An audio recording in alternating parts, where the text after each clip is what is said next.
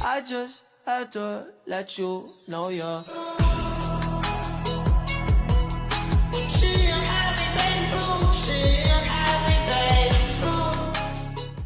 Assalamualaikum warahmatullahi wabarakatuh. Perkenalkan, saya Amelia Francisca dengan NPM B1A024003. Di sini saya akan menjelaskan materi tentang desain industri. Di sini saya akan menjelaskan tentang desain industri. Desain industri tersendiri adalah kreasi mengenai bentuk, konfigurasi atau komposisi garis atau warna yang berbentuk 2 dimensi atau 3 dimensi yang memberikan kesan estetis dan dapat diwujudkan dalam suatu produk industri atau kerajinan tangan. Dasar hukum desain industri sendiri adalah Undang-Undang Nomor 31 Tahun 2000 tentang Desain Industri. Undang-undang ini menjadi landasan utama yang mengatur tentang pelindungan hukum terhadap karya seni desain industri, mulai dari pengertian, syarat perlindungan, dan hak dan kewajiban pemegangan hak, hingga sanksi bagi pelanggaran.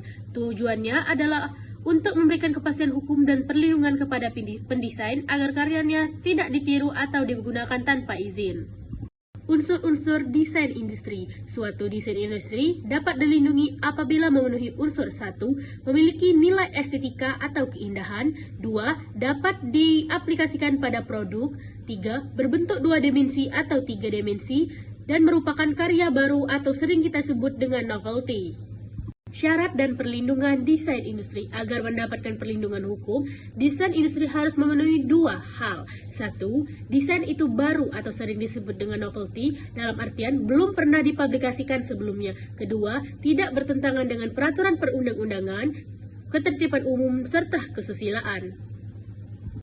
Hak desain industri. Pemegang hak desain industri berhak untuk membuat produk, menggunakan, menjual, mengekspor atau mengimpor barang, dalam artian orang lain tidak boleh menggunakan tanpa izin. Jangka waktu perlindungan. Hak desain industri berlaku selama 10 tahun sejak tanggal penerimaan permohonan dan tidak dapat diperpanjang. Subjek atau pemegang hak. Yang berhak atas desain industri itu adalah pendesain atau pencipta atau pihak yang menerima hak, misalnya perusahaan.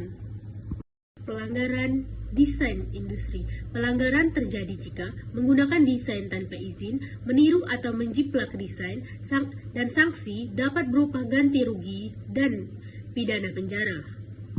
Selanjutnya, prosedur pendaftaran. Pendaftaran dilakukan ke Direktorat Jenderal Kekayaan Intelektual atau DJKI. Langkah umumnya adalah sebagai berikut: pengajuan permohonan, pelampiran gambar atau desain, pemeriksaan administrasi, pengumuman sertifikat diterbitkan jika disetujui. Contoh desain produk. Beberapa contoh desain industri antara lain: 1. Bentuk botol minuman unik. 2. Desain sepatu. 3. Model kursi modern. Dan 4. Desain kemasan produk. Perbedaan hak kekayaan intelektual lain. 1. Hak cipta yaitu melindungi karya seni atau literasi. 2. Paten melindungi penemuan teknologi. 3. Merek melindungi tanda pembedaan. Dan terakhir, desain industri fokus pada tampilan visual produk. Kesimpulan materi kali ini, desain industri merupakan bagian penting dari hak kekayaan intelektual yang berfungsi melindungi nilai estetika dan tampilan visual suatu produk. Perlindungan diberikan agar karya pendesain tidak disalahgunakan atau ditiru pihak lain tanpa izin. Di Indonesia, hal ini diatur dalam Undang-Undang Nomor 31 Tahun 2000 tentang Desain Industri yang menjadi dasar hukum utama.